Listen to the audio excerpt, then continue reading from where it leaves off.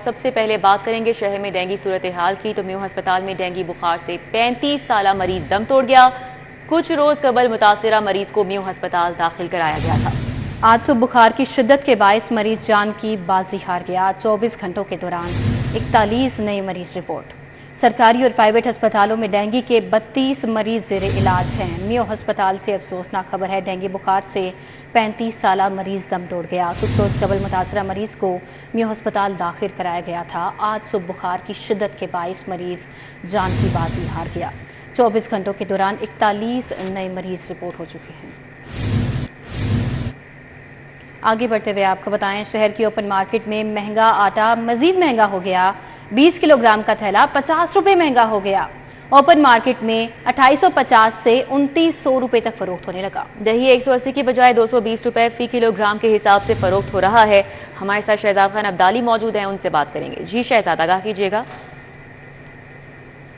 जी बिल्कुल, शहर की ओपन मार्केट में महंगाई का ना थमने वाला तूफान जारी है। मुख्तलिफ अशिया ज़रूरिया की कीमतों में तसलसल के साथ इजाफा होता चला जा रहा है और इसके साथ साथ जो गिरां फरोश माविया है वो जल्दी पर तेल का काम कर रहा है। उसने मसनूई महंगाई को बढ़ाकर शहरियों की मुश्किलात मज़ीद बढ़ा दी हैं।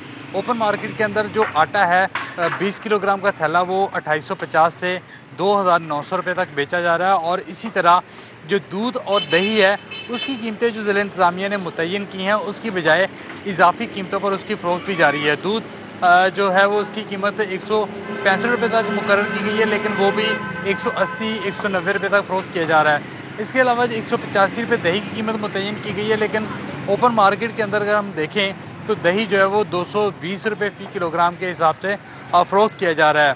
और जो मटन है वो सबसे ज़्यादा महंगा मुख्तलिफ डिपार्टमेंटल स्टोरों पर बेचा जा रहा है। कहीं पे 2200 रुपये, कहीं पे 2300 और कहीं पे 2500 रुपये फ़ी किलोग्राम के हिसाब से फ़रोख्त किया जा रहा है। इस वक्त हम गढ़ी चौक के इलाके में मौजूद हैं। यहाँ पे सिचुएशन जानने की कोशिश करते हैं। अस्सलाम वालेकुम। जी वालेकुम अस्सलाम जी। आपके एरिया में क्या सूरत हाल है? क्या कोई सरकारी जो प्राइस लिस्ट जारी की गई है उसके मुताबिक मटन, गोश्त, इसके अलावा बीफ, दालें या दूध और दही मिल रहे हैं? नहीं, ये बिल्कुल नहीं मिल रहे, क्योंकि ये एक माफिया छुपा हुआ है और ये माफिया बैठा हुआ है, माफिया कंट्रोल कर रहा है। जैसे ये हमारे वज़ीर आला साहब हैं, निकले हुए हैं बाहर, बड़ा अच्छा काम है, हमें बड़ी खुशी है। बिजली चोरों को भी क्रैकडाउन हो रहा है और ऐसे ही वो माफिया के लिए निकले हुए हैं। चीनी भी सस्ती उन्होंने करवा दी है, लेकिन इसी तरह ही वो अपने बंदे जो है ना वो भेजें, पता करवाएं रेटों के मतलब, क्योंकि लिस्ट रेट पे कोई भी नहीं फ़रोख्त कर रहा। सब जो है ना वो महंगे रेट पे जो है ना वो फ़रोख्त कर रहे हैं। आप मटन ले लें 2200-2300 रुपये किलो, लिस्ट में क्या उसका रेट है। इसी तरह सब्ज़ी ले लें। ये चिकन एक वाहद है कि जो लिस्ट रेट पे जो है ना वो बिकता है और आवाम को मिलता है। और बाकी महंगाई इतनी है, आपको पता है कि बिल देखें कितने कितने आए हैं।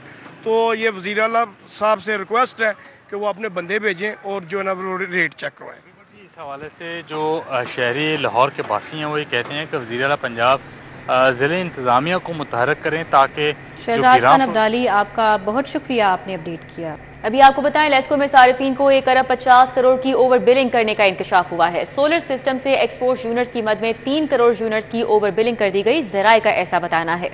मजीद तफसीलात जान लेते हैं इस बारे में शाहिद नदीम सिप्रा से। शाहिद सिप्रा, आगाह कीजिए।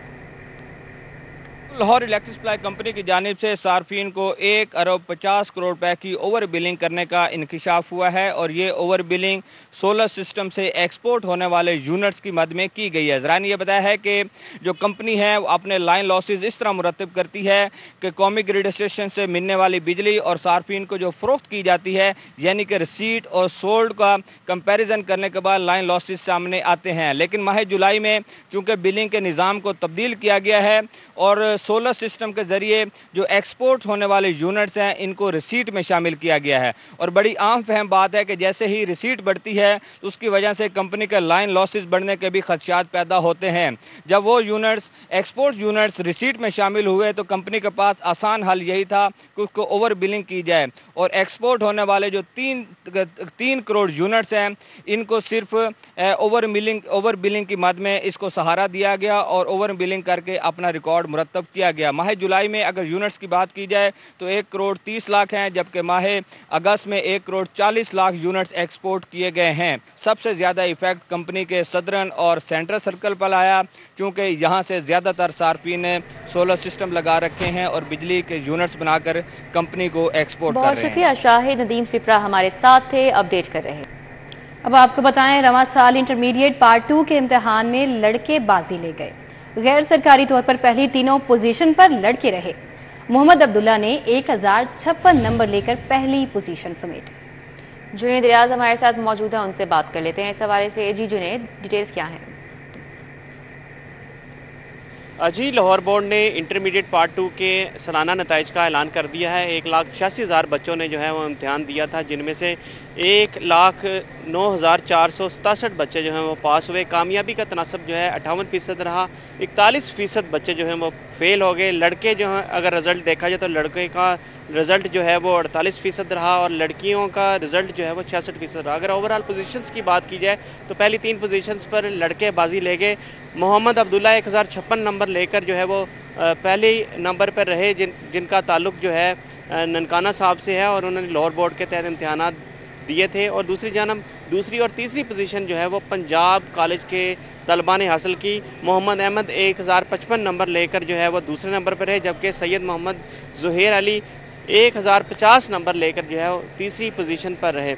नताइज का ऐलान बाकायदा तौर पर कर दिया गया है। तालिब इल्म जो हैं वो लाहौर बोर्ड की वेबसाइट से जाकर जो है अपने नताइज मालूम कर सकते हैं। जी जुनेद रियाज हमारे साथ थे, अपडेट कर रहे थे इंटरमीडिएट पार्ट 2 के नताइज के हवाले से और बता रहे थे कि पहली तीनों पोजीशंस लाहौर बोर्ड में इस बार लड़कों की है। मोहम्मद अब्दुल्ला ने 1056 नंबर लेकर पहली पोजीशन हासिल की है इंटरमीडिएट। पीआर का इनकम टैक्स रिटर्न को फॉर्म 7E से मशरूत करने का मामला है। फॉर्म 7E की शर्त टैक्स पेयर्स के लिए दर्द सर बन चुकी है। तफसीलात जान लेते हैं इस मसले पर। कलीम अख्तर हमारे साथ हैं, उनसे। जी कलीम, बताइएगा क्या मामला है ये? जी बिल्कुल, फेडरल बोर्ड ऑफ रेवेन्यू की जानिब से इनकम टैक्स के साथ जो फॉर्म 7E है इसको लाजमी करार दिया था और इसको लाजमी करार देने की वजह से जो रिटर्न फाइल थी उसमें नुमाया कमी भी देखी, जो कि बताया गया कि 14 से 15 लाख तक जो है इसमें कमी आ सकती है, जिसकी वजह से फेडरल बोर्ड ऑफ रेवेन्यू को जो सालाना हदफ मिला है उसको अबूर करने में भी काफ़ी मुश्किलात का सामना हो सकता है। इस हवाले से ज़रा मज़ीद जान लेते हैं joint secretary Lahore tax bar से। अच्छा सर, मुझे बताइएगा कि ये जो 7E फॉर्म था इसको मशरूत किया गया था इनकम टैक्स जो रिटर्न है उसके साथ, लेकिन उसके बाद फिर पंजाब टैक्स बार और इसके अलावा जो है लाहौर टैक्स बार की जानिब से बाकायदा तौर पर प्रेस कॉन्फ्रेंस भी की गई, तो इसके हवाले से क्या लाहिकम इल्तिहाव है? अच्छा, बात ऐसे है कि जब रिटर्न 2023 का इन्होंने फॉर्मेट दिया, ये 1 जुलाई 2023 को दे दिया था, उसके बाद रिटर्नें फ़ाइल होना शुरू हो गई थी 2023 के लिए।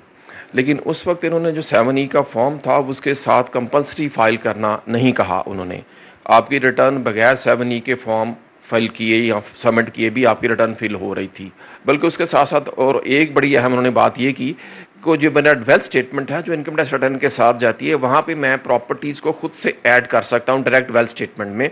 वो ऑप्शन भी उन्होंने ख़त्म कर दी। उसके लिए उन्होंने कहा पहले आप वो प्रॉपर्टीज 7E में जाके फिल करें, फिर वहाँ से सिस्टम उठा के लेके आता था वेल्थ स्टेटमेंट में।